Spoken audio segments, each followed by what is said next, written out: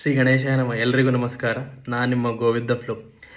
ಕರ್ನಾಟಕ ಒಂದು ಶಕ್ತಿ ಪೀಠ ಉಂಟು. ಅದು ಯಾವುದು ಮತ್ತು ಎಲ್ಲಿ ಅಂತ ಗೊತ್ತುಂಟಾ? ಎಂತ ಹೇಳ್ತಿದ್ಯಾ ಅಣ್ಣ? ನಮ್ಮ ಕರ್ನಾಟಕದಲ್ಲಿ ಒಂದು ಶಕ್ತಿ ಪೀಠ ಉಂಟಾ? ನಮ್ಮ ಮೈಸೂರಿನ ಚಾಮುಂಡಿ ಬೆಟ್ಟದಲ್ಲಿರುವ ಚಾಮುಂಡೇಶ್ವರಿ ದೇವಸ್ಥಾನವೇ ಒಂದು ಶಕ್ತಿಪೀಠ.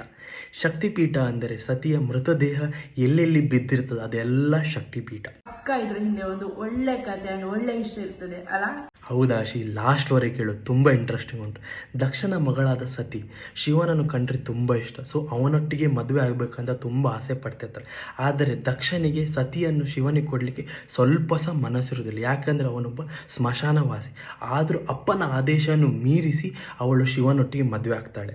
ಸ್ವಲ್ಪ ಸಮಯದ ನಂತರ ದಕ್ಷ ಒಂದು ಮನೆಯಲ್ಲಿ ಒಂದು ಯಜ್ಞ ಆರ್ಗನೈಸ್ ಮಾಡಿರ್ತಾನೆ, ಹಾಗೂ ಎಲ್ಲ ದೇವತೆಗಳಿಗೆ ಕರೆದಿರ್ತಾನೆ. ಆದರೆ ಸತಿ ಮತ್ತು ಶಿವನನ್ನು ಕರೆದೇ ಇರುವುದಿಲ್ಲ.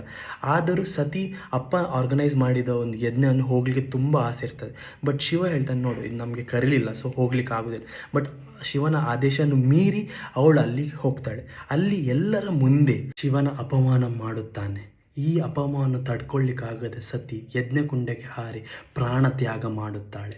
ಸೊ ಈ ವಿಷಯ ಗೊತ್ತಾದ ಶಿವ ಕ್ರೋಧಿತಗೊಂಡು ಅವಳ ಮೃತದೇಹವನ್ನು ಹೊತ್ತುಕೊಂಡು ತಾಂಡವವಾಡಲಿಕ್ಕೆ ಸ್ಟಾರ್ಟ್ ಮಾಡ್ತಾನೆ, ಹಾಗೂ ಲೋಕದ ಅರಿವೇ ಇರುವುದಿಲ್ಲ. ಸೊ ಇದು ವಿಷಯವನ್ನು ನೋಡಿದ ವಿಷ್ಣು ಲೋಕದ ಹಿತಕ್ಕೋಸ್ಕರ ಸುದರ್ಶನ ಚಕ್ರವನ್ನು ಸತಿಯ ಮೃತದೇಹದ ಮೇಲೆ ಚಲಾಯಿಸಿ ಅವಳನ್ನು ತುಂಡರಿಸುತ್ತಾನೆ. ಸತಿಯ ಕೂದಲು ಬಂದು ಮೈಸೂರಿನ ಚಾಮುಂಡಿ ಬೆಟ್ಟದ ಮೇಲೆ ಬೀಳ್ತದೆ.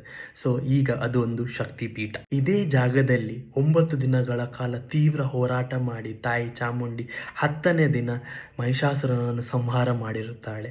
ಅದಕ್ಕೆ ನಾವು ಈಗ 9 ದಿನಗಳ ಕಾಲ ನವರಾತ್ರಿ ಆಚರಿಸುತ್ತೇವೆ, ಹಾಗೂ 10ನೇ ದಿನ ತಾಯಿಯ ವಿಜಯ ಸಂಕೇತಗೋಸ್ಕರ ನಾವು ವಿಜಯದಶಮಿ ಆರ್ಗನೈಸ್ ಮಾಡ್ತೇವೆ. ಸೊ ಇದೇ ಥರ ಇಂಟ್ರೆಸ್ಟಿಂಗ್ ಸ್ಟೋರೀಸಿಗೋಸ್ಕರ ಫಾಲೋ ಮಾಡಿ, ಸಬ್ಸ್ಕ್ರೈಬ್ ಮಾಡಿ ಗೋ ವಿತ್ ದ ಫ್ಲೋ.